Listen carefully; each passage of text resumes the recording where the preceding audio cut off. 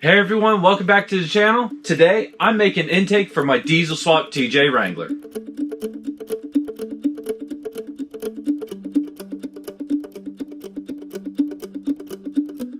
Okay guys, so I need an intake because right now, when I run the diesel engine, I have nothing filtering the air going into the turbo, going into the engine. Now, for the entirety of the history of this channel, I've always done subtitles or voiceover over the time-lapse.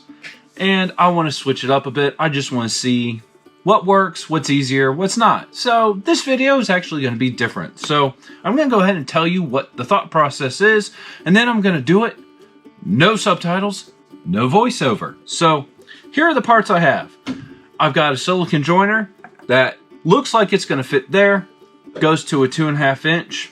I've got a 2.5 inch coupler. It goes there. I then have this. This goes from 2.5 inch to 3 inch. I've got an elbow for a 3 inch to a 3 inch. And I have a cone filter. I've had these parts or bought them recently at a parts store. And we are just going to try to make an intake system for the V2403. Time lapse.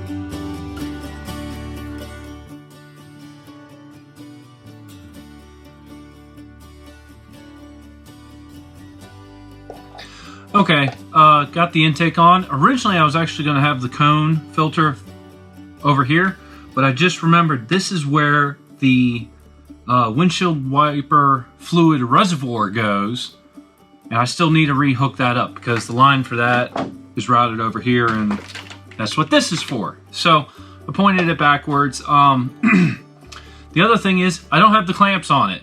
I have a clamp for here, here, and here, and I was actually gonna also clamp it like that so it was supported, but I can't find my clamps. They're around here somewhere. So I'm gonna open the garage door real quick and we're gonna turn it on and see how it sounds. Be right back.